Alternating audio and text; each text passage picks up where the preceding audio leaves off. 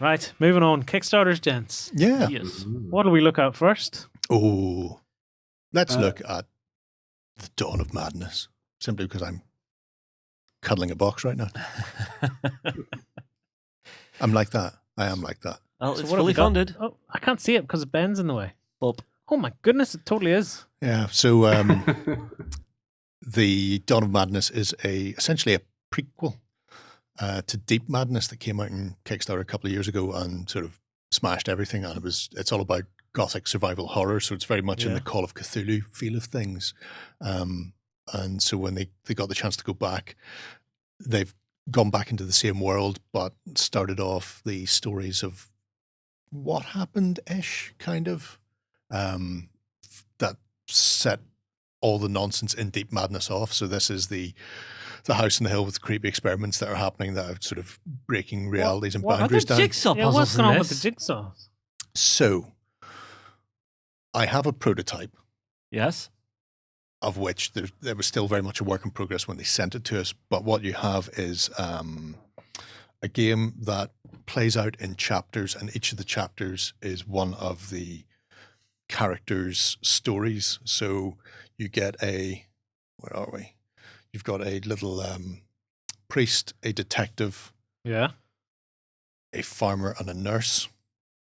And as you play through, these are standees in the game as currently, but we've got the prototypes that they're hoping to unlock, or they may actually have unlocked by now, the miniature versions instead of the standees. So as you're playing... So the game can come in two flavors? Yeah, so, well, Yes. I believe they're upgrading from standees to miniatures. You can either pledge for it with just the standees, or you can upgrade and pledge for the one with the miniatures as well, if you want to. So, Yeah. And wow, the amount of miniatures. Yeah, so it's all madness, and death, as they say in Gigantic France. scorpions, saw-bladed lunatics. Wow. Yeah, but the idea behind it is you're investigating what's going on, and you've got your sort of your characters like Reinhardt the detective or Catherine Little the farmer, and when you're playing the game, as you play out your story arc for these people, there's not a end goal for a chapter. You play the chapter, and then you see where your character has developed to, and out of the characters who are playing, you then end up with somebody will be ahead of the game, essentially. And as you play each chapter, people will sort of gain more experience than others. So you're not aiming to end those chapters with a victory condition. You're just looking to find out what's happening. But whoever has advanced their character the furthest, when you hit the end of the final, say, 4th chapter, that then will trigger what the final confrontation is to end that part of the campaign. So there are like 4 different finishes depending on which character's in the lead. So yes, you're all playing it cooperatively together to tell the story, to work out what's going on, but one person will be slightly in the lead. And because as you develop your characters and you go through the stories, you go more and more into sort of, I think they call it malfeasance, as you sort of start to lose your mind. This is awesome. Cooperative play that I can win. They are almost imposing their madness on the group as a whole. So you get things like, so you may meet this gentleman here, this hunchback with a gun, dragging an empty overcoat with him. But as the madness persists throughout your story, actually what you may be seeing and what the other people in your group start to see is this more deformed guy dragging this lady by the hair with him. Or if you've completely gone off the deep end and succumbed to the madness, then maybe he's no longer a man at all, but this abomination of tentacles and flesh gone completely wrong.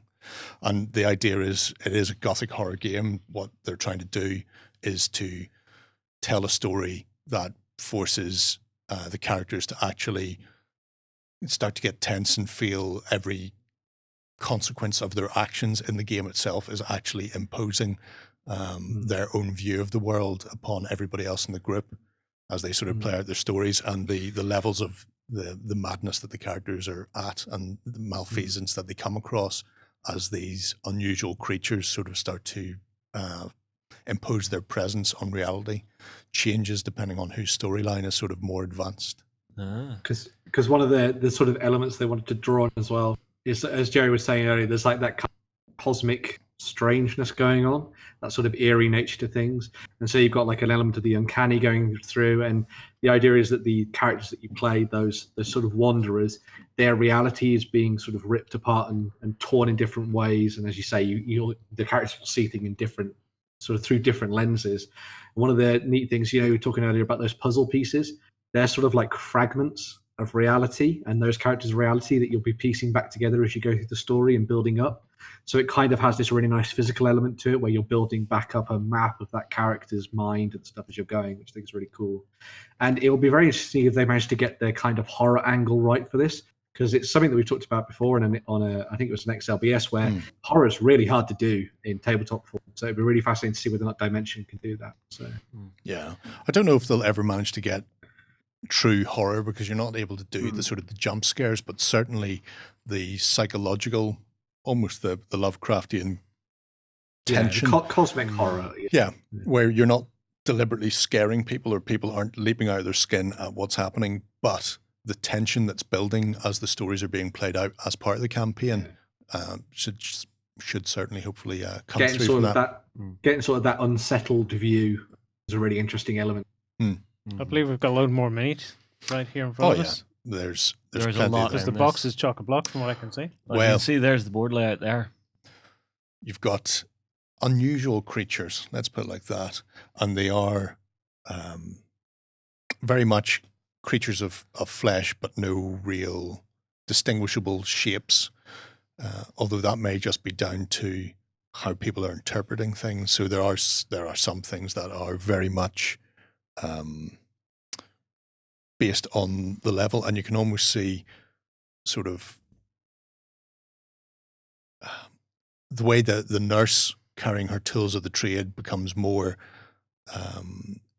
merging with the actual tools into a weirder and weirder sort of body horror, until she's no longer pushing a wheelchair and carrying whatever instrument she happens to be. She's actually becoming part of that. Well, if you look, you can see her on screen here at the minute. So you see her in her regular form, and then just that slow devolution as that malfeasance takes over. It's kind of got that kind of the thing I likened it to was a little bit of sort of Dead Space, and then also a little bit of Silent Hill as well, I think. Yeah. So you've got that kind of really strange amalgamation of different ways, and again playing on that uncanny in the miniatures, which I think is really cool. So, and then the storybook. This is actually a merging of several of the storybooks. So, got the Bond of the Twins. I think there's 4 in the actual set. These have just been printed together in one grip, but it plays out almost like a choose your own adventure in part, where when you access a certain point in the building in your campaign, you'll have to go to a certain part of the actual book, and it gives you, the storyline to play along with, to read out to the group as a whole. Then, so you're not just playing the board game, but you are getting a very detailed narrative that goes with it. And the writing in it's quite good as well. So I like that. I like how they've sort of tailored that together. What's in the black box? I think they've added a whole bunch of expansions. Yeah, there are 4 storybooks, I think, currently, and then additional expansions beyond that. So in the box, I haven't had a chance to go through the full rules, because when they sent the game through, unfortunately, the prototype made it to us before the rules were printed. But there's the dice, which are faction dependent. So depending on which of the areas your character is playing, there are specific dice for them. But then there's the actual the card decks as well. So you get to see things like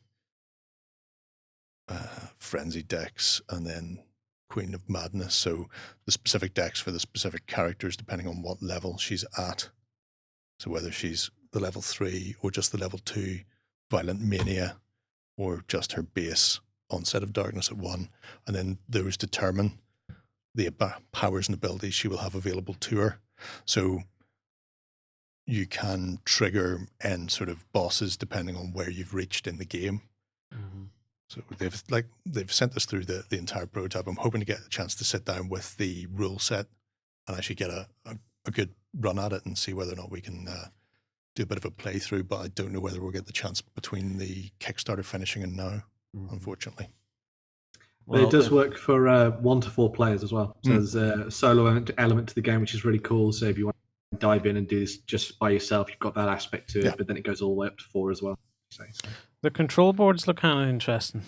Like if you throw one back under camera again, what are any idea what the holes represent? Do you plug them with something? Well, those are you pick up energy cubes depending on what they are now. There's 5 different not skill sets but characteristics, but I don't know which is which currently. So like I say, a lot of it will come down to that.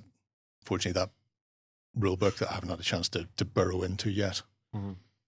Cool. Now, Jerry, one thing I'm noticing here, looking through here, yes, is it looks as if it's sometimes actually our characters who are going through this process of devolution. Yes. Not NPCs, which is quite interesting.